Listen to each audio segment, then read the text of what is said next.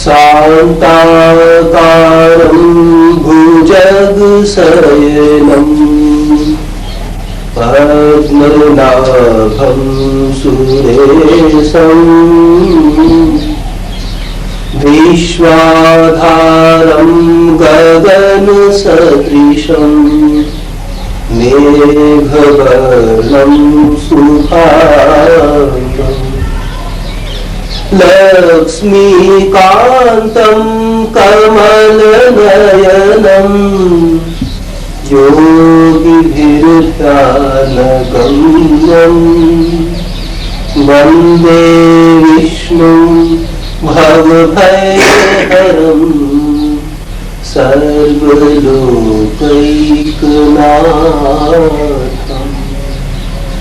सर्वलोकैकनाथम्।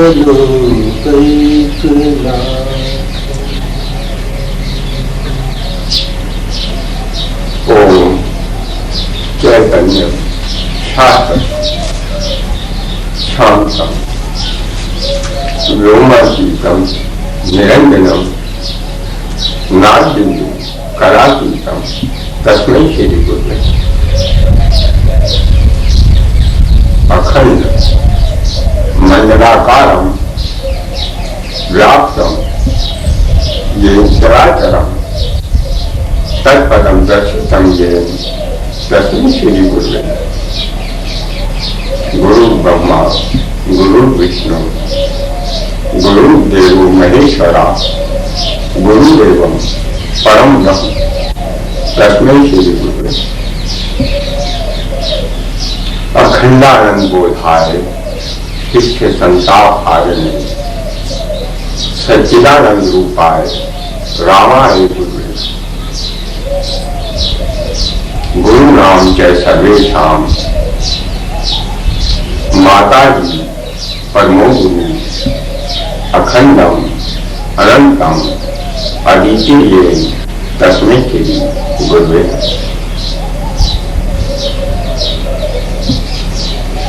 जो ओंकार है शाश्वत शिव है चैतन्य है, सारे शब्दों से सारी कलाओं से सारी जगत से ही परे स्थित हैं। उन्हीं श्री राम को उन्हीं श्री कृष्ण को उन्हीं श्री रामकृष्ण देव को उन्हीं श्री गुरु को बारंबार नमस्कार है, बारंबार नमस्कार। जो अखंड होते हुए भी मंडलाकार हैं, जैसे सूर्य का मंडल होता है ना, ग्रह नक्षत्र चंद्रमा ठीक उसी तरह, जैसे उनका राजाओं की तरह दरबार लगा है, उसी प्रकार वहां जहाँ गुरु रूप में विराजित हैं, वहां शिष्य भी हैं, बुद्धि भी है, उनके गण भी हैं। ये शिष्यों जो सदा ही उस परम पद पर स्पष्ट रूप से दिखलाई भी पड़ते हैं। कहा है ना वेदों में कि तद विष्णु परमं पदम सदा पश्यन्ति सूरय दिव्य चक्षुरातम। वो जो वहाँ परम पद पर विराजमान श्री विष्णु हैं, वो सदा दिव्य चक्षु प्राप्त होने पर ही स्पष्ट रूप से दिखलाई पड़ते हैं, अन्यथा नहीं दिखलाई पड़ते। तो जो सदा उस परम पद पर स्पष्ट रूप से दिखलाई पड़ते हैं, उन्हीं श्री गुरु को उन्हीं श्री राम को उन्हीं श्री कृष्ण को उन्हीं श्री रामकृष्ण देव को बारंबार नमस्कार है, उन्हें नमस्कार। गुरु ब्रह्मा गुरु विष्णु गुरुदेवो महेश्वरा गुरुदेवं परम ब्रह्म तस्मै श्री गुरुवे। हे भक्तों, एकमात्र एक वही सच्चिदानंद पार ब्रह्म परमेश्वर श्री राम श्री कृष्ण श्री रामकृष्ण देव ही तो शाश्वत गुरु हैं। वही तो सदा ब्रह्मा भी बनते हैं, विष्णु भी बनते हैं, स्वयं शंकर बन जाते हैं और सकल शिष्यों को सदा ही बुद्धि प्रदान करके चले आए हैं। अन्यथा कभी कोई भी शाश्वत गुरु नहीं होता, किसी काल में हो सकता है, आज हो, कल हो या भविष्य में हुआ होगा, वो काल द्वारा आच्छादित होता है, काल के परे नहीं पहुंच पाता। जैसा कि योग सूत्र में कहा है ना, सै पूर्वे शाम अपनी गुरु कालीन अनुच्छेदात, वह पूर्व से पूर्व काल के ऋषियों का भी गुरु रहा है, जो काल द्वारा कभी नहीं काटा जा सकता, जिसे काल कभी आच्छादित नहीं करता। वही राम है, वही शाश्वत गुरु हैं, वही श्री राम कृष्ण देव हैं। उन्हीं को बारंबार नमस्कार है, पुनः पुनः नमस्कार। अखंडानंद बोधाय शिष्य संताप हारिणे सच्चिदानंद रूपाय रामाय विद्महे। जो अखंड आनंद का ज्ञान कराने के लिए और शिष्यों के पूर्ण रूप से संताप करने के लिए, समस्त दुखों का हरण करने के लिए, जो सच्चिदानंद रूप बन जाते हैं, जो राम बन जाते हैं, जो कृष्ण बन जाते हैं, जो रामकृष्ण देव बन जाते हैं, उन्हीं श्री हरि को, उन्हीं परम पद पर विराजमान श्री विष्णु को, उन्हीं श्री शाश्वत गुरु को पुनः पुनः नमस्कार है, बारंबार नमस्कार है, बारंबार नमस्कार। गुरु नाम से सर्वेक्षाम माता ही परम गुरु अखंडम अनंतम अद्वितीय तस्मै श्री गुरु नमः। सकल गुरुओं में एकमात्र एक माता जी परम गुरु हैं। गुरु की भी माता होती है ना, माता से बड़ा कोई गुरु नहीं होता, न कभी भूतकाल में था, न आज है, न कभी भविष्य काल में होगा। माता से बड़ा कोई गुरु नहीं। वही माता को राम बन जाती है, वही कृष्ण बन जाती है। आपने सुना नहीं क्या, सीता ही तो राम बन जाती है, कृष्ण ही राधा बन जाती है। हे भक्तों, वही माता, वही जो पूर्व काल में सीता बनी, जो राधा बनी, जो अब शारदा बनी बनी, एकमात्र उस अदिति को, उस अखंड शक्ति को बारंबार नमस्कार है, पुनः पुनः नमस्कार है, जिसके बिना कोई भी न जीव, न सिद्ध, न भगवान, कोई भी बोलने में कदापि समर्थ नहीं हो सकता, किसी भी क्रिया में समर्थ नहीं हो सकता। हे भक्तों, उसी मां को नमस्कार है, बारंबार नमस्कार है, बारंबार। ईश्वर सर्वभूतानां हृदयेषु तिष्ठति धाम्यं सर्वभूतानि यत्रः रूढानि माया।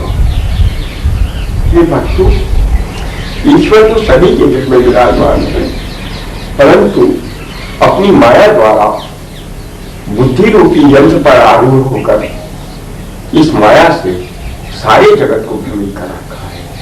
सकल भ्रमित भ्रम वर्तमान है और कुछ नहीं वर्तमान।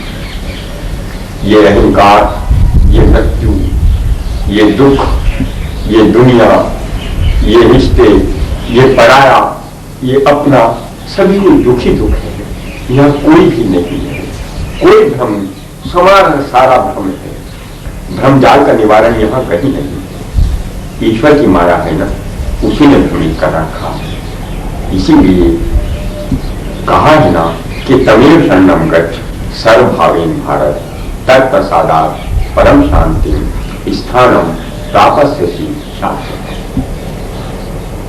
हे अर्जुन, एकमात्र इस भ्रम के निवारण के लिए उस ईश्वर की ही शरण लेनी चाहिए, अन्यथा और किसी प्रकार इस भ्रम का निवारण नहीं हो सकता। तभी परम शांति, परम स्थान और निश्चित की प्राप्ति हो सकती है, अन्यथा कदापि नहीं। आप देखिए रही यहाँ कितना भ्रम वर्तमान है। हम शास्त्र पढ़ते हैं तो इज्जता का अहंकार आ जाता है, हम तपस्या करते हैं तो तपस्वी का अहंकार आ जाता है, हम भजन करते हैं तो भक्त का अहंकार आ जाता है, हम जरा सी दो चार ज्ञान वार्ता कर लेते हैं तो ज्ञानी का अहंकार आ जाता है। हर जगह अहंकार ही अहंकार है। जब तक ईश्वर ही ज्ञान नहीं देता तब तक भला अहंकार कैसे जाएगा। कहा नहीं है कि गीता में ये सर्वस्व चाहे हृदय सन्निष्ठो मत स्मृति ज्ञान अपोहनम है। मैं सबके दिल में ही अर्जुन विराजमान हूँ।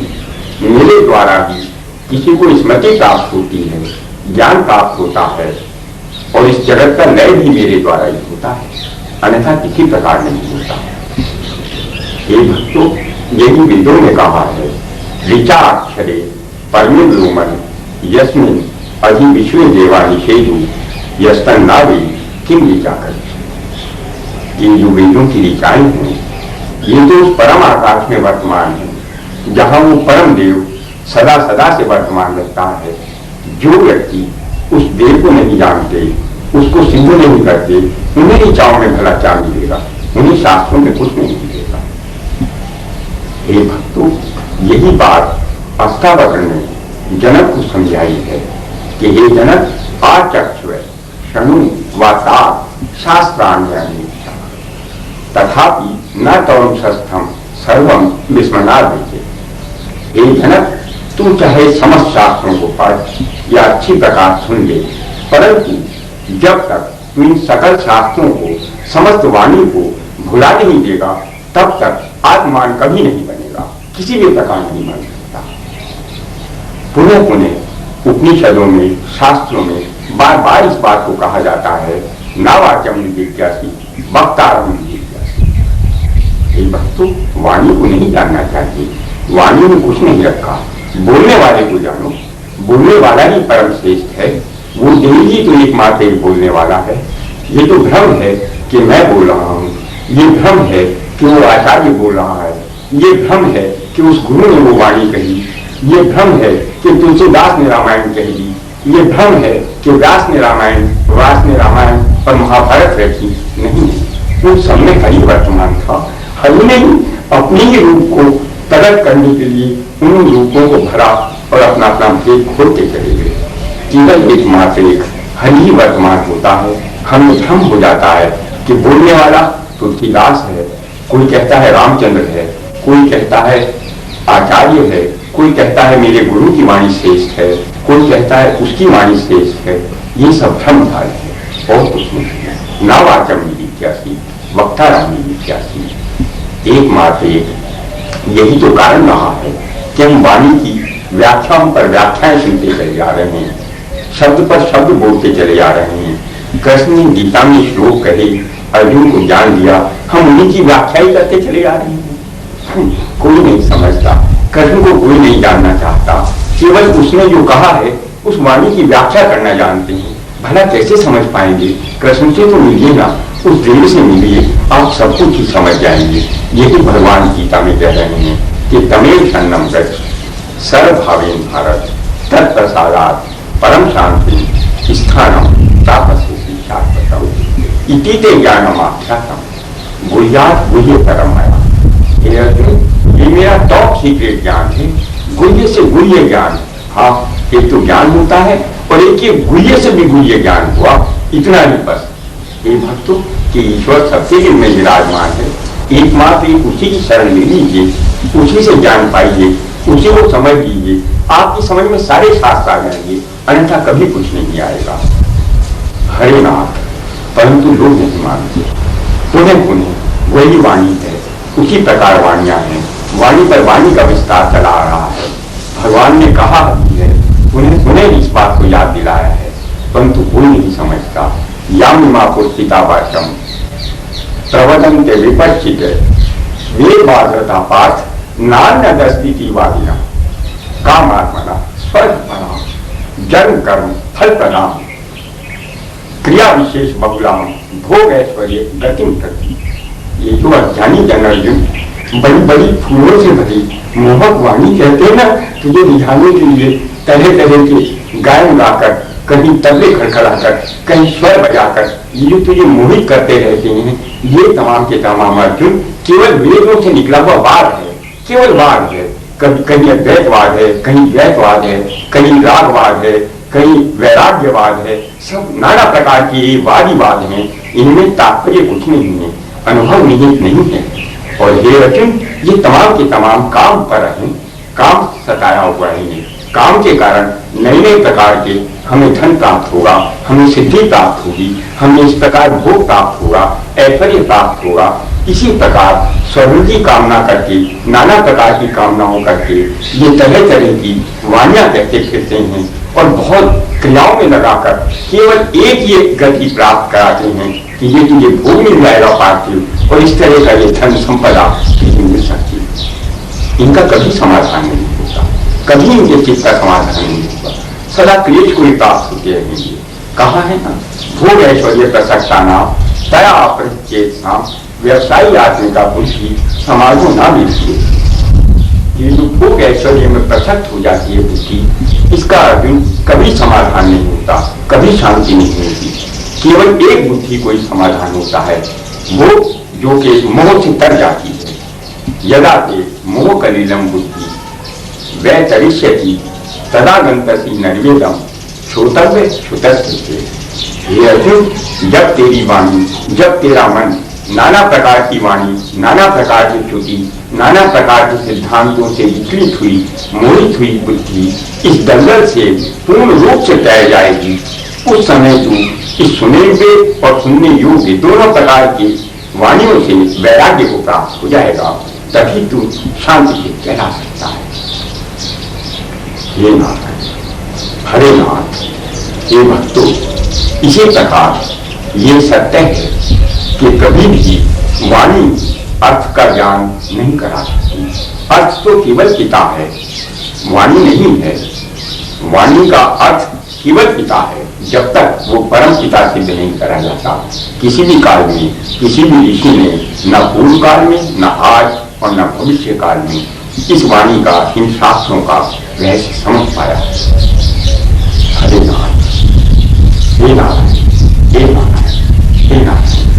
भ्रम है ना, विचित्र है। मेरा भी भ्रम था, मैं भी इसी प्रकार भ्रमित था। हे सज्जनों, जिस प्रकार सारी जगत भ्रमित है, उसी प्रकार मैं भी भ्रमित था कि ये दुनिया है, ये दुनिया में मैं हूँ, जबकि कुछ नहीं है। दुनिया भी भ्रम है। हाँ, ये दुनिया नहीं है, ईश्वर ही साक्षात दुनिया बनकर आया हुआ है। ईश्वर है, हमें दुनिया दिखाई दे रहा है, क्योंकि मेरी आंखें काम के कारण वशीभूत है ना, इस पार्थिव जगत में देह धारण करी हुई है। अपने संकल्प के कारण, उसी कारण में वशीभूत हो गया हूँ।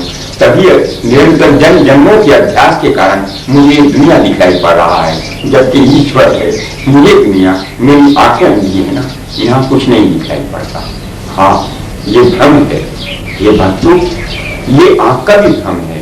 आंख नहीं है, ये मन देखने वाला है। जब तक मन ही प्रबुद्ध नहीं हो जाता, तब तक आंख नहीं देख सकती। ये आंख का भ्रम है। मेरे पास बुद्धि है, ये भी भ्रम है। मेरे देह है, ये भी भ्रम है। आपने सुना होगा ना, जब श्री राम को वैराग्य हो गया था, वो कथा यही योग वशिष्ठ में कि जब श्री राम अपने भाइयों सहित तीर्थ यात्रा कर लौट कर आए, तो वैराग्य को प्राप्त हो गई थी और वो एक कमरे में बैठकर निरंतर आध्यात्मिक चर्चा ही करते चले गए। उसी समय विश्वामित्र ऋषि महल दशरथ के राज दरबार में श्री राम को मांगने के लिए पहुंचे। तो दशरथ ने दरबार से जब संदेश भिजवाया श्री राम को बुलाने के लिए, तो दरबार बोला, हे महाराज, वो तो मेरी आवाज ही नहीं सुनते, वो तो देखते तक भी नहीं। मैंने उनको बहुत पुकारा, परंतु वो तो निरंतर एकमात्र आध्यात्मिक चर्चा में संलग्न है। उनके चेहरे पीले पड़े हुए हैं, ना तो वो कुछ खाते हैं, ना उन्हें किसी बात की सुध है, वो तो बैरागी से हो गए हैं।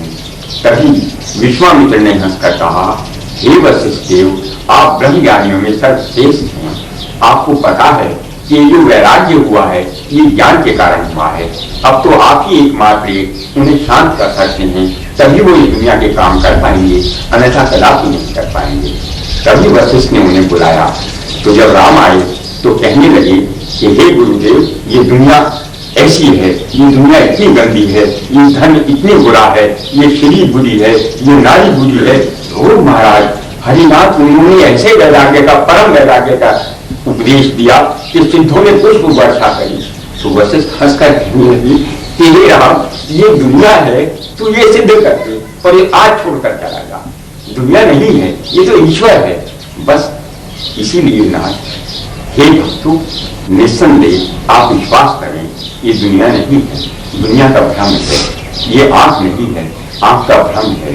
बुद्धि नहीं है, बुद्धि का भ्रम है। यही वेदों में पुनः पुनः कहा गया है कि चक्षु यज्ञेन कल्पताम, प्राण यज्ञेन कल्पताम, बुद्धि यज्ञेन कल्पताम, आत्मा यज्ञेन कल्पताम, ज्योति यज्ञेन कल्पताम, यज्ञो यज्ञेन कल्पताम। ये चक्षु जो है, ये जो आंख है, ये यज्ञ द्वारा प्राप्त होती है। आप यज्ञ कीजिए, आंख प्राप्त होगी। आप यज्ञ कीजिए, बुद्धि प्राप्त होगी। आप यज्ञ कीजिए, आपको देह प्राप्त होगी। आप यज्ञ कीजिए, आपका ज्योतिर्मय शरीर हो जाएगा। हे नाथ, आप यज्ञ कीजिए, आप आत्मान बन जाएंगे। बिना यज्ञ के, बिना प्रभु की शरण लिए हुए कभी भी कोई किसी भी प्रकार उस भ्रम का निवारण नहीं कर सकता। मेरे ऊपर की तो ऐसी ही कृपा हुई ना, अन्यथा मैं भला किस प्रकार उस परम देव को जान पाता। वो कहा है ना कठोपनिषद में, ना प्रज्ञया ना मेधया ना बहुना सुदेव ये न आत्मा विवृणुते तेन, ये न आत्मा वृणुते तेन विवृणुते तनुस्वा। यमराज ने कठोपनिषद में नचिकेता को उपदेश देते हुए ये तो कहा था कि हे नचिकेता, ये आत्मा किसी भी प्रकार ना तो मेधा से प्राप्त होती है कि कोई अति मेधावी हो जाए, उसे कभी प्राप्त नहीं हो सकती। ना ये प्रज्ञा से प्राप्त होती है कि कोई प्रज्ञावान हो जाए तब उसे निश्चित हो जाए कि ये अवश्य प्राप्त हो जाएगी, ऐसा भी कुछ नहीं है। कोई बहुत सत्संग कर ले, बहुत शास्त्र पढ़ ले, अति मेधावी हो जाए, अति सत्संग कर ले, उसे प्राप्त हो जाएगी, ऐसी भी कोई नहीं है। इस बात की कोई निश्चित नहीं है कि आत्मा वो प्राप्त कर लेगा, परंतु ये आत्मा जिसका वर्णन करती है उसे अपना तमाम रहस्य खोलकर दिखाती चली जाती है। कहा है ना, तेरी जाति ये राम जनन। हाँ, राम को वही जान सकता है जिसे राम जनाना चाहिए, अन्यथा कभी कोई किसी भी प्रकार नहीं जान सकता। ये बात तो इस प्रकार भगवान ने मेरे ऊपर कैसे कृपा करी, कैसा मेरा पुण्य कर्म उदय हुआ कि जब मेरी 14 वर्ष की अवस्था थी, उसी समय मेरी बाल अवस्था में भी स्वयं हरि जी रामकेश बादशाह बनकर आ गए। रामकेश, वो राम बादशाह कहा करते थे अपने आप को। उनका लेख था कल्याण में, मन के ऊपर वो समझा रहे थे कि मन से बड़ा कोई शक्तिशाली नहीं था। ये सकल जगत तीनों लोगों का अंतर एकमात्र इस मन के अधीन है। ये मन ही देवी देवता बन जाता है, मन ही जीव बन जाता है, मन ही शिव बन जाता है, मन ही राक्षस बन जाता है और मन ही परम पिता परमात्मा बन जाता है। मन से बड़ा कोई शक्तिशाली नहीं। और जो इस मन को जीत कर शक्ति प्राप्त कर लेता है, वही धन्य धन्य होता है, वही साधक कृत्य कृत्य हो जाता है और यही परम श्रेयकर मार्ग, इसके अलावा कोई मार्ग नहीं। परंतु चलते नहीं है, इस मार्ग पर चलने वाला चाहिए। हाँ, एक शेर था, गुम रही खुद मंजिल मकसूद की है रहनुमा, फिर मिल जाते हैं जिसको रास्ता मिलता है। वो कह रहे थे कि इस रास्ते पर गुमराह होने का कोई डर नहीं है। हाँ, गुमराह आप हो जाएंगे तो भी मंजिल अवश्य प्राप्त हो जाएगी, क्योंकि आपको रास्ता बताने वाला मिल जाएगा, खिंड मिल जाएगा, वो खुद ही आपको रास्ता बताकर मंजिल पर पहुंचा देगा। परंतु चलने वाला चाहिए, हाँ, निरंतर चलने वाला। इस रास्ते पर चमत्कार बहुत आते हैं, बहुत चमत्कार होते हैं। एक पग धरते चमत्कार पर चमत्कार नहीं लगते हैं, परंतु चमत्कारों में नहीं उलझना चाहिए। और जो चमत्कारों में नहीं उलझता उसे एक न एक दिन शक्ति अवश्य प्राप्त हो जाती है। और इस मन को जीतने के दो ही उपाय हैं, एक मात्र दो युक्तियां हैं, एक ज्ञान एक योग। योग से रखी हो योग ज्ञान सम्यक। योग जो है वो इस मन का धीरे धीरे नदी की तरह से जैसे मोड़ा जाता है, पहाड़ों से मैदान की ओर लाया जाता है, ठीक इसी प्रकार जब मन को धीरे धीरे मोड़ दिया जाता है तो ये योग कहलाता है।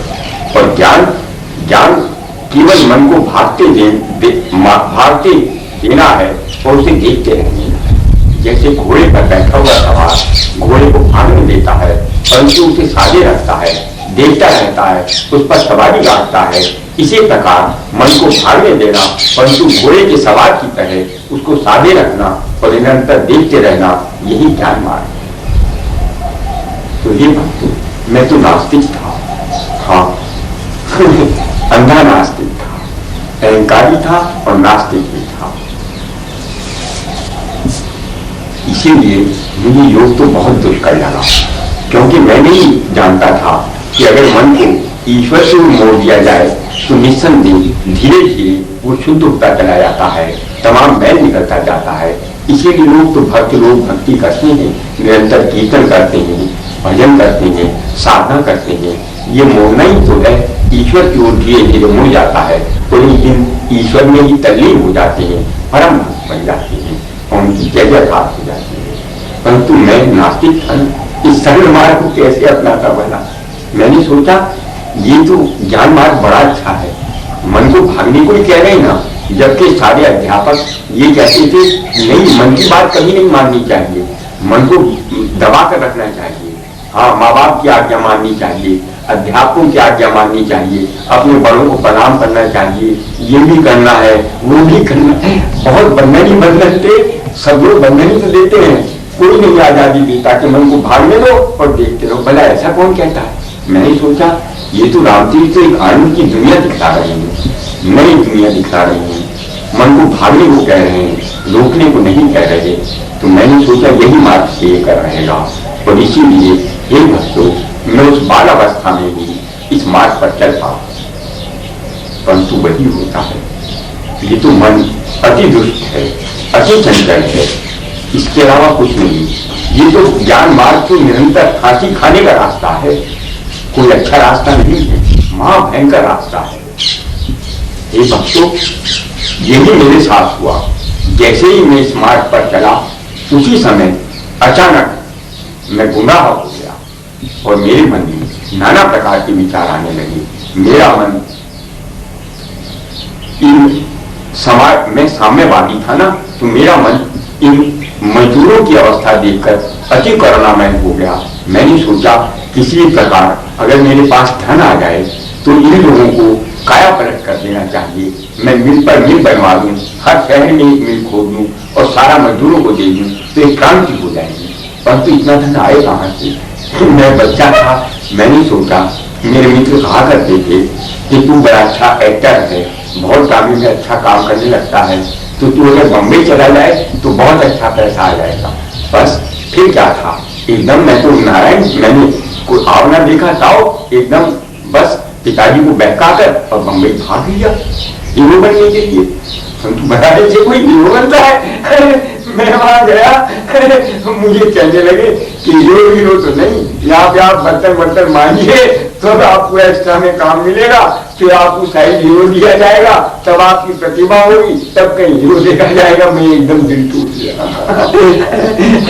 मैंने सोचा ये तो बिल्कुल ही मन ने बहका दिया है, एकदम हीरो कौन बन जाएगा। यहाँ तो सारा ही प्रोग्राम फेल हो गया, वो मजदूरों पर करुणा का भी प्रोग्राम फेल हो गया और मन पर ऐसी ग्लानि हुई, क्योंकि शहर पर तो मैं अपनी कह के आया था कि मैं हीरो बनने जा रहा हूँ। अब सोचा मैं जाऊंगा वहां तो किस मुंह से उन लोगों मित्रों को मुंह दिखलाऊंगा, क्या कहेंगे वो कि हीरो बनने गया था, जीरो रह गया। इतनी ग्लानि हुई कि मैंने आत्महत्या करने की ठानी और मैंने सोचा यहाँ समुद्र में जान दे देनी चाहिए। परंतु ऐसा ना करके मैंने एक दिन घर जाकर वहां दूर दराज देश में जाकर गोलियां, मफिया की गोलियां खाई, 25 गोलियां और 3 दिन तक बेहोश रहा। देखा आपने, ऐसा है जानवर। वो तो मैं मरा नहीं, बस भगवान को मेरी मृत्यु नहीं आवश्यक मंजूर नहीं थी, तो इसीलिए मैं फिर जाग गया। तो निस्संदेह ये ज्ञान मार्ग अति दुष्कर मार्ग है, जरा सी दिल में लहका देता है, जरा सी भी सावधानी हटी और एकदम जाग गई। तो ये भक्तों, भक्ति तो बहुत सरल है, योग अत्यंत सरल है, ज्ञान मार्ग पर चलना अत्यंत दुष्कर है। और इसी प्रकार मैं गुमराह होता गया, कभी इधर भटका, कभी उधर भटका, कभी इसने मेरा दिल तोड़ा, कभी उसने मेरा दिल तोड़ा, कभी इसने धोखा दिया, कभी उसने धोखा दिया।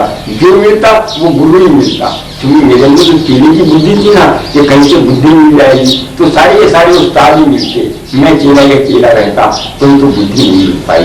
तो इस प्रकार गुमराह होता चला गया।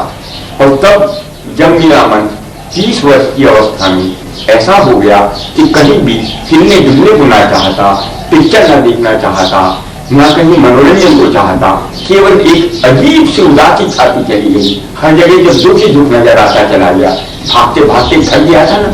आपने देखा होगा जैसे जंगली घोड़े को खेत के अंदर लगातार दौड़ाया जाए तो बेदम हो जाता है। ठीक उसी प्रकार मेरे मन की भी यही हालत हो गई थी, तो उनसे बेदम हो गया था, कोई जान नहीं रही थी, मन उत्साहित भी नहीं होता था।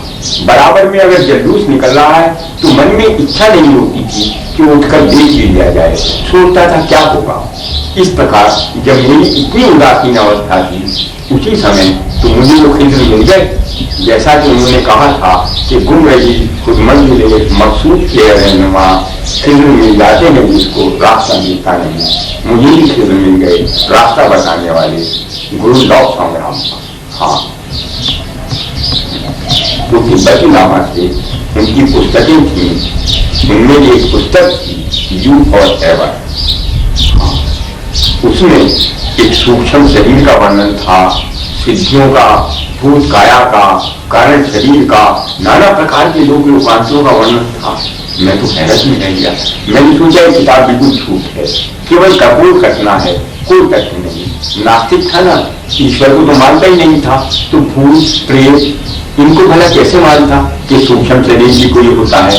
मुझे बड़ा अजीब सा लगा। फिर मैंने सोचा कि वो तो क्रिया बता रहे हैं कि ऐसा करके ये सूक्ष्म शरीर निकाला भी जा सकता है।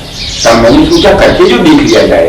तो मैंने ये वस्तु, जब मैंने पहले दिन वो शवासन लगाकर और अपना सूक्ष्म शरीर, जैसा कि उन्होंने कहा था चिंतन करना चाहिए, उससे निकालने का चिंतन करा, तो मैंने देखा तत्काल एक पीला पीला सा प्रकाश बिंदु, जैसे हल्का सा सूर्य हो, हल्का और हल्के रंग का, उसी प्रकार सामने की दीवार पर आ गया।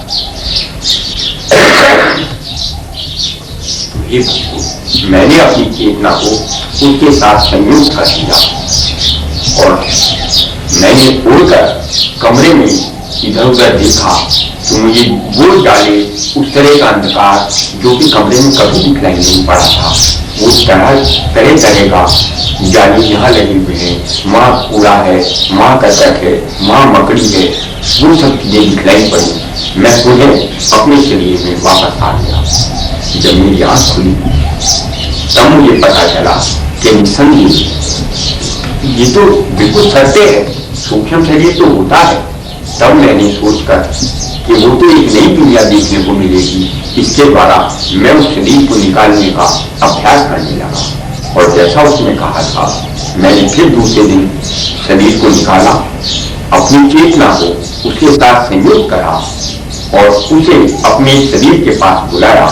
तो मैंने देखा ये शरीर, ये पार्थिव शरीर तो ये भक्तों ऐसा है जैसे बादल का टुकड़ा सा पड़ा है, एक धब्बा था जिसके अंदर छेद हों, बहुत अनगिनत छेद, और उनके अंदर अरबों खरबों कीड़े कुल बना रहे थे, कीड़े पर कीड़े लगे, खेत में कीड़े अत्यंत घनी दर्द था। एक बात उस मन में कभी सी आ गई, इच्छा नहीं हुई शरीर में लौट के आने, परंतु लौटों रामपा ने चेतावनी दी थी ना कि साधक को अगर घृणा हुई शरीर में तो भी लौट कर आना चाहिए, साधना तभी। यही सोचकर मैं मुझे लौट कर आ गया और मेरी आंख खुल गई। शास्त्रों में इस क्रिया सर्वश्रेष्ठ क्या बताया कहा है कि अगर किसी प्रकार इस देश अलग होकर अपनी पृथकता का, अपनी पृथक अस्तित्व का ज्ञान हो जाए तो साधक का आगा पीड़ा खत्म हो जाता है, देहाभिमान नष्ट होने लगता है। इससे उत्तम उपाय देहाभिमान को नष्ट करने का और कोई नहीं। इस प्रकार मैंने उस विषम शरीर को निकालने का अभ्यस्त हो गया और पुनः पुनः जैसा कि उसने निर्देश करा था उसी प्रकार क्रिया करके मैं इस पर काबू पा लिया, इस पर अधिकार कर लिया और इसी के द्वारा नित्य गति गमन करने लगा। जब मैं अभ्यस्त हो गया तब मैंने सोचा कि इस दुनिया में तो कहीं कुछ नहीं है, इस दुनिया में घूमकर इसके लोकांतर में जाकर क्या होगा, आकाश में ही उड़ना चाहिए ना, पता नहीं क्या से क्या मिलेगा, एक से एक नए लोग, एक से एक नए देव, पता नहीं क्या हो जाए। तो तब मैंने कौतूहलवश आकाश की ओर गति करने लगा। मैं जब पहले दिन उससे एक आकाश के अंदर एक किसी ग्रह की धरती पर उतरा तो मुझे उसी समय सामने खंडर खंडर से दिखलाई पड़ी। कहीं कोई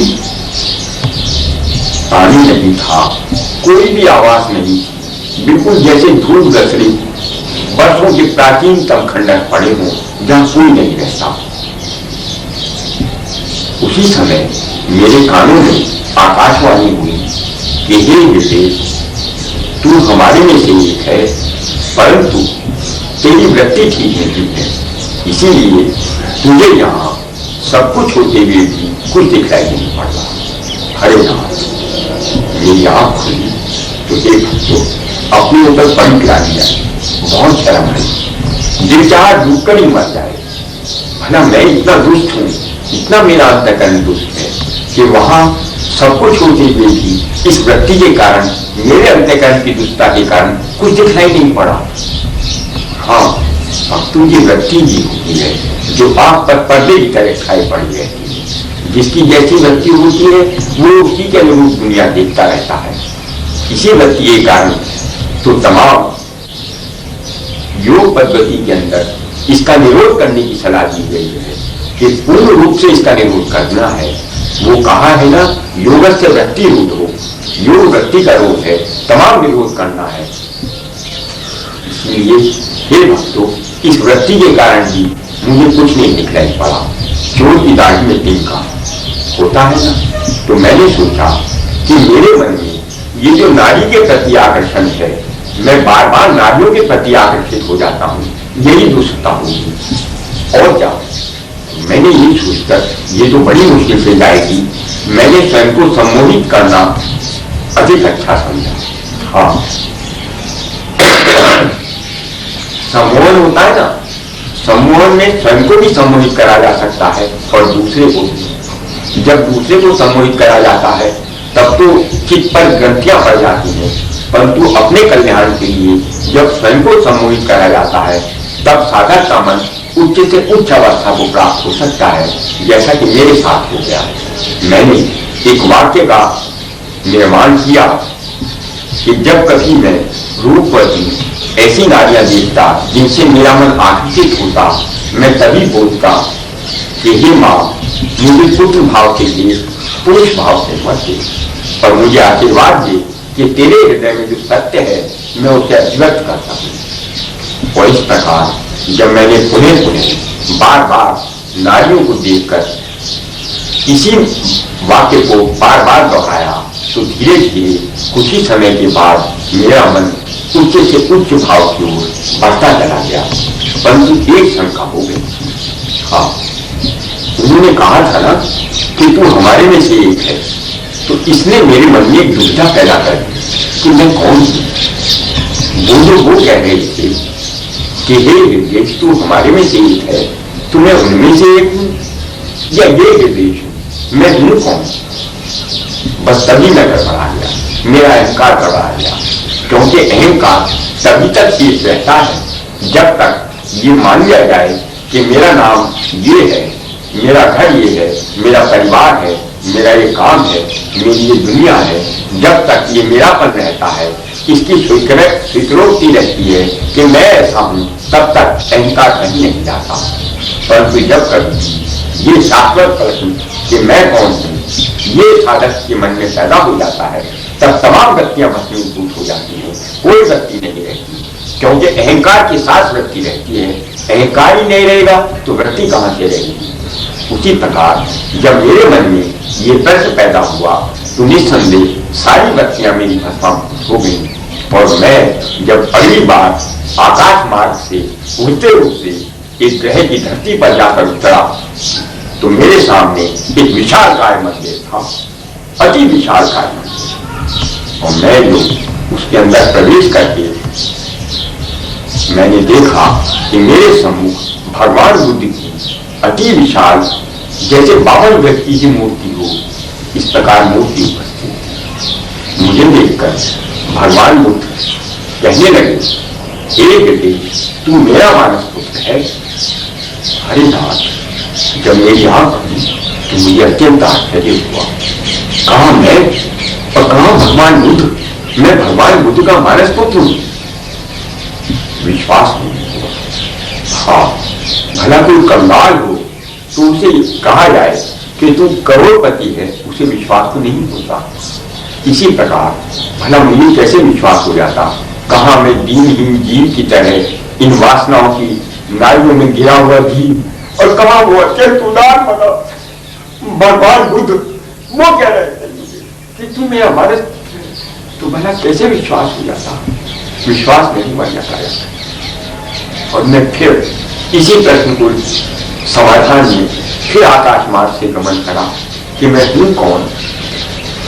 हे भक्तों, इस प्रकार इस बार जो मैं एक ग्रह की धरती पर उतरा तो आपने देखा होगा कुछ ऐसे वृक्ष होते हैं पतझड़ में जिनके पत्ते तो झड़ जाते हैं परंतु सफेद सफेद गोल गोल फूल उन पर टहनियों पर खिले रहते हैं। ऐसे ये फूलों से लदे हुए पेड़ थे, अत्यंत सुंदर वाटिका, चारों तरफ फूले खिले हुए, फूल फूल सफेद सफेद फूल खिले हुए, और उनके बीच में था एक अति सुंदर धवल मंदिर।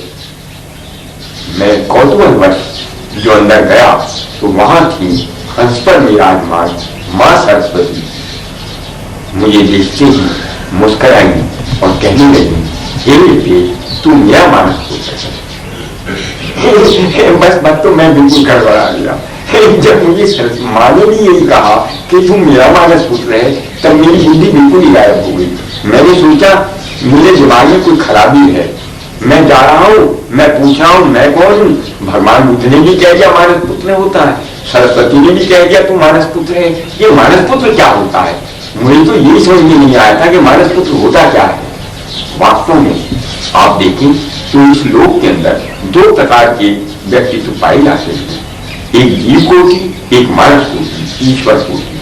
हाँ, आपने भागवत में कथा आती है ना, वो नारद दासी पुत्र था तो जब उस अवस्था में उसे भगवान विष्णु का दर्शन हुआ तो उसने बड़ा ही प्रेम उत्पन्न हो गया भगवान के प्रति, और वो पुनः पुनः उसी दर्शन की कामना करने लगा, परंतु दर्शन नहीं हो कर दिया।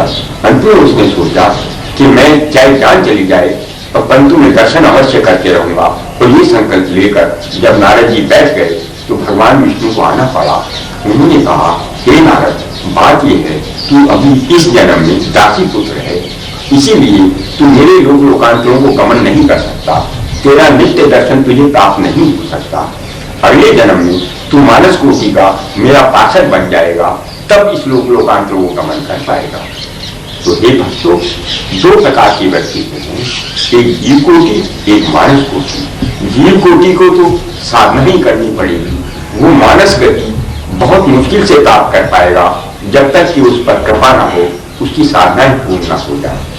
और मानस कोटि व्यक्ति की केवल हरि के दर्शन का, दिव्य दर्शनों का लाभ उठा सकते हैं, वही निरंतर गति कर सकते हैं। जैसे आपने देखा होगा ब्रह्मा के मानस पुत्र सप्तऋषि होते हैं, उसी प्रकार वो मुझे भी कह रहे थे, परंतु मुझे तो पता नहीं था कि मानस पुत्र होता क्या है। मैं फिर आकाश मार्ग में उड़ा और वही प्रश्न कि मैं कौन हूँ। तो इस बार ये संतों मुझे दिखलाई पड़ा कि एक हरे रंग का सूर्य, बहुत गहरे हरे रंग का सूर्य चमचमा रहा था। कौतूहलवश मैं उसी ओर चला और उसके अंदर जाकर जो मैं उतरा, हे नारायण, हरे नारायण नारायण, वहां पर भगवान शेष नाग के ऊपर चतुर्भुज भगवान विष्णु विराजमान थे। काले रंग की। हाँ, मुझे देखते ही खड़ी हुई कहने लगे कि हे देश, तू मेरा मानस पुत्र है और धर्म पुनरुत्थान के लिए तेरा जन्म हुआ है। अब तो हद हो गई। आपने देखा, मुझे जब कोई हरि की मानस पुत्र कहेगा, भला मुझे अज्ञानी को उस अवस्था में कैसे समझ में आती कि ये सारे मुझे मानस पुत्र कह रहे हैं, तो आखिर क्या है, मैं मानस पुत्र कैसे हो सकता हूँ। परंतु वास्तविकता यही है, जब कभी भी किसी को परम ज्ञान प्राप्त होता है तब वो सभी का पुत्र बनता है, किसी एक का पुत्र नहीं बन सकता। एक का पुत्र बनेगा तो उसे ज्ञान, पूर्ण ज्ञान नहीं हो पाएगा। वास्तव में वो देव सबका एक देव है। क्या आपने सुना नहीं कि जब जनक अपनी वाटिका में घूम रहा था तब सिद्धों ने यही गाना तो गाया था कि हे जनक, हम तो उस एक देव की पूजा करते हैं जो सबका एक देव है, जिसमें सब देव रहते हैं, जिसमें सब रहते हैं, जिससे सब आते हैं, जिसमें सब स्थित हैं और जिसको सब जाते हैं। हम उस एक देव की पूजा करते हैं, उस देव की पूजा नहीं करते जो किसी एक का है, दूसरे का नहीं है। तो देव तो मुझे इसी प्रकार परम ज्ञान अवस्था की ओर बढ़ाया जा रहा था, परंतु मैं नहीं समझ रहा था। मैं तो इसका एक कौतूहल उल्टा मजाक उड़ा रहा था कि मैं कैसे मानस पुत्र सबका हो सकता हूँ। मैं अगर सरस्वती का हो सकता हूँ तो बुद्ध का कैसे हो सकता हूँ, फिर विष्णु जी का कैसे हो सकता हूँ। क्या आपने सुना नहीं, सुखदेव के साथ भी तो यही हुआ था। हाँ, वो उपनिषदों में कथा आती है कि व्यास ने उपनयन संस्कार करने के लिए भगवान शिव का आह्वान कर लिया। तो भगवान शिव जब आए तब कहने लगे, हे व्यास, तू तो परम ज्ञानी है, तुझे क्या ध्यान नहीं रहा, तूने उपनयन के समय ही मेरा एकदम आह्वान कर लिया। अरे किसी और देवी देवता का आह्वान कर लेता तो सुखदेव का कुछ ज्ञान चलता, कुछ थोड़ा बहुत जीवन चलता। अब तूने तो मुझे ही आह्वान कर लिया, मैं तो इसे केवल परम ज्ञान दे सकता हूँ और तो कुछ नहीं है मेरे पास। तब व्यास ने समझ में आई, वो कहने लगे, हाँ महाराज, अब तो गलती हो ही गई, अब तो मैंने आपका आह्वान कर ही लिया, परंतु बुलाए हुए देव को तिरस्कार भी नहीं करा जा सकता, अब तो आपको लौटाया नहीं जा सकता, इसलिए जो भी हरी इच्छा हो होने दीजिए, आपकी ज्ञान दीजिए इन्हें। तब भगवान शिव ने उनका जो परम वाक्य है तत्वमसि, उसी का उपदेश किया। और हे भक्तों, वो उपदेश पाते ही सुखदेव तो जंगल की ओर चलने लगे और व्यास रोते रोते उनके पीछे गए, हे पुत्र तू कहाँ जा रहा है। तो उसी समय भक्तों वृक्षों से आवाज आई, हे व्यास, अज्ञानी बन रहा है, अब क्या सुखदेव तेरा ही पुत्र है, ये तो हमारा सबका पुत्र है, पत्ते पत्ते का, हर कण कण का पुत्र हो चुका है। हरिनाथ, इसी प्रकार पूर्व काल में सनकदेव के साथ हुआ था। सनकदेव शिला पर बैठे हुए थे, संध्या के समय शंकर और पार्वती घूमती हुई आई।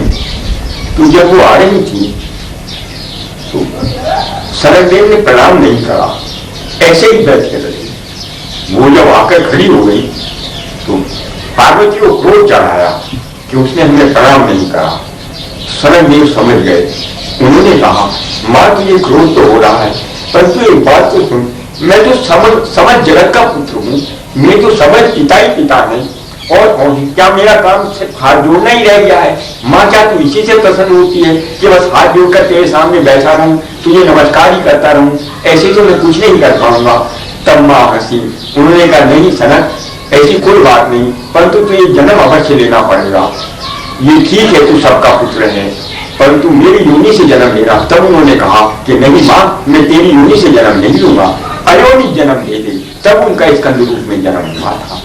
तो ये भक्तों, इसी प्रकार जब किसी को भी उस निम्न ज्ञान से परम अवस्था की ओर ज्ञान दिया जाता है तब उसे एक का पुत्र नहीं, समस्त जगत का, सकल भगवानों का, सबका पुत्र बनाया जाता है। ठीक इसी प्रकार मेरे साथ हो रहा था, परंतु मति भ्रम के कारण मैंने सोचा ये सब मेरे संस्कार हैं। मैं इस ऐसे परिवार में पैदा हो गया हूँ कि जहाँ इस तरह के धार्मिक संस्कार हैं, ये लोग खुद भजन करते हैं, तरह तरह के, इसी प्रकार मेरे बचपन से अंदर संस्कार भरे हुए हैं। इसीलिए मुझे इस तरह की वाणी सुनाई पड़ रही है कि कभी कोई भगवान कह रहे हैं मैं उनका मानस पुत्र हूँ, कभी बुद्ध कह रहे हैं, कभी सरस्वती जी कह रही हैं। इस संस्कारों को काट देना चाहिए। तभी मुझे वास्तविक ज्ञान मिल पाएगा। मूर्ख था मुझे ज्ञान मिल रहा था और मैं वास्तविक ज्ञान तब मिल पाएगा जब काटूंगा। तो ये सोचकर कि मुझे संस्कार काटने चाहिए, मैं फिर आकाश मार्ग की ओर। तो ये भक्तों, इस बार जो मैं एक ग्रह की धरती पर उतरा तो मेरे सम्मुख था एक बरगद का विशाल पेड़ और उसके नीचे बैठे हुए थे एक ऋषि के समान व्यक्ति। हाँ, वो ऋषि थे, लंबी लंबी दाढ़ी, लंबे लंबे बाल और उनके सम्मुख थे चार एक अर्धगोलाकार अवस्था में शिष्य वृंद बैठे हुए थे, जैसे वो जो उपदेश दे रहे थे। जैसे ही मैं जाकर वहां खड़ा हुआ तो वो कहने लगे, हे विदेश, जो आज मोह है वही कल संस्कार बन जाता है, इसलिए संस्कार नहीं मोह त्यागने योग्य है। जब मेरी आंख खुली तो मुझे बड़ा सुंदर लगा, बड़ा अच्छा लगा। मुझे ऐसा लगा जैसे किसी ने मुझे निर्देश किया हो। वास्तव में आप देखें तो जो आज मोह है वही कल संस्कार बन जाता है। संस्कार कोई नहीं काट सकता, कभी नहीं काटा जा सकता। अपने ही मोह का, अपना ही मोह पुनः पुनः जो मोह किया जाता है वही तो घनीभूत हो जाता है और वही वो अवस्था बना देता है। क्या आपने सुना नहीं कि जड़ भरत को जब हिरण के प्रति मोह हो गया था तो वो हिरण ही बनना पड़ा उन्हें। इसीलिए ये मोह त्यागने योग्य है, संस्कार नहीं काटे जा सकते। ये सोचकर मन हल्का हुआ कि मन इतना गड़बड़ में नहीं है, इतना पागल नहीं है। वहां तो निर्देश मिल रहे हैं, जरूर कोई रहस्य आत्मा पास है। और मैं फिर आगे बढ़ता चला गया और आकाश में जब मैं उड़ा निकला, इस बार जो मैं आकाश की ओर गमन करने के लिए निकला तो ये भक्तों, मेरे सामने वो जो तिब्बती लामा थे वो प्रकट हो गए। मैंने उनका चित्र देखा था किताबों में, तो देखते ही पहचान लिया लॉर्ड संग्राम था। और उन्होंने मेरा हाथ पकड़ा और आकाश मार्ग की ओर उठ चले। इस बार तो बहुत देर उड़ते पता नहीं कितनी देर होती चली गई।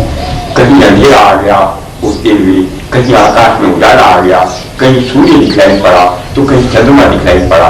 धीरे धीरे सारे लोग जैसे नीचे छूटते चले आ रहे हैं और तेजी से ऊपर की ओर बढ़ते चले गए और ऊपर। धीरे धीरे सारे तारे ही नीचे चले गए। कोई तारा ऊपर नहीं रहा, कोई सूर्य ऊपर नहीं रहा, कोई चंद्रमा ऊपर नहीं रहा, जैसे सारे लोगों से ऊपर पहुंच गए। और तब वो ठिठक गए और मेरी ओर देखकर उन्हें नीचे की ओर एक ग्रह ने जो संकेत किया तो मैंने देखा नीचे की ओर बहुत एक ग्रह टिमटिमा रहा था। तो जैसे ही उन्होंने संकेत किया, हे भक्तों, मैं उस ग्रह में उतरता चला गया। और जैसे ही मैं उस ग्रह की धरती पर जाकर उतरा तो मैंने देखा वहां तो धरती प्रकाशित थी। हाँ, जैसे सूर्य से बनी हुई धरती हो, कण-कण प्रकाशित था। मैं जो और आगे बढ़ा तो एक मंदिर था और उसके बराबर में एक वेदी बनी हुई थी, जैसे आकाश से वेदी बन गई हो, सुप्त वेदी थी, कोई अग्नि नहीं जल रही थी।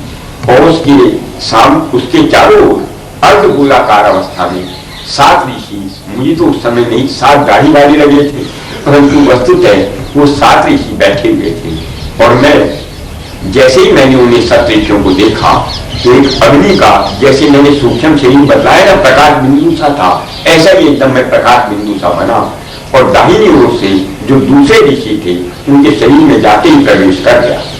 और जैसे ही मैंने हे भक्तों उस ऋषि के शरीर में प्रवेश करा, वो जो सुप्त वेदी थी उसमें अग्नि प्रदीप हो और धधकती अग्नि की लपटों में मुझे दुर्गा, अष्टभुजा दुर्गा शेर पर सवार स्पष्ट रूप से दिखलाई देने लगी। जैसे ही मेरी निगाहों से मिली वो मुस्कुराई, मुझे वरद हस्त से मेरी ओर करते हुए मुस्कुराते हुए धीरे धीरे वो गायब हुई और मेरी समाधि थम गई। मुझे कोई रहस्य समझ में नहीं आया कि क्या हुआ, परंतु वास्तव में हे भक्तों, जब तक कोई ये ऋषि तो सिद्ध नहीं कर लेता, इन ऋषियों को ही प्राप्त नहीं कर लेता, तब तक कभी भी कोई आगे गति नहीं कर सकता। उसको उस परम देव को जानने का, उस परम ज्ञान को पाने का केवल अधिकार इन 7 ऋषियों की है। इसीलिए हम सकल जगत 7 ऋषियों की संतान कहलाता है। तो हे भक्तों, जब मुझे कुछ समझ में नहीं आया उसी समय मुझे महर्षि पतंजलि का योग सूत्र हाथ लग गया। मैंने जो उसे पढ़ा तो तब मुझे पता चला पहली बार कि मैं तो योगी बन गया हूं। ये तो योग कहलाता है। हाँ, और इस सूक्ष्म मन की जो सूक्ष्म गति प्राप्त हो जाती है तो निर्विचार समाधि में होती है। समाधि सविचार होती है, एक निर्विचार।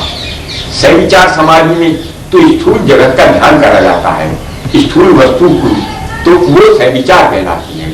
किसी स्थूल जगत का ध्यान करके स्थूल वस्तु को लेकर जब धारणा बनाई जाए तो सविचार बन जाएगी। परंतु जब तमाम स्थूल जगत को छोड़कर मन को ही सूक्ष्म गति दे दी जाए तब वे निर्विचार समाधि हो जाती है। और कहा है कि निर्विचार आध्यात्म प्रसाद वितम्रा तत्व प्रक्रिया। इस निर्विचार समाधि से प्रभु के परम स्वभाव की प्रसन्नता प्राप्त होती है, उनका आशीर्वाद प्राप्त होता है, उनकी कृपा प्राप्त होती है और जो वो निर्देश देते हैं वो वितम्रा प्रज्ञा कहलाती है। हाँ, मुझे वितम्रा प्रज्ञा प्राप्त हो चुकी है, मैं योगी बन चुका हूँ और ये वितम्रा प्रज्ञा सत्य नहीं है ये जानकर दुख हुआ बस। हाँ, वितम्रा प्रज्ञा है भक्तों सत्य नहीं कहलाती, वो सत्य से भरी हुई तो होती है। जैसे यहाँ व्यक्ति है, भगवान से ओतप्रोत तो है परंतु भगवान नहीं है, ठीक इसी प्रकार वो सत्य से ओतप्रोत तो होती है परंतु सत्य नहीं होती। योग सूत्र में लिखा था कि सत्य प्राप्त करने के लिए तो साधक को चाहिए कि वो समाज की वितम्रा प्रज्ञा को भी काट दे और निर्भीक समाधि लगा दे।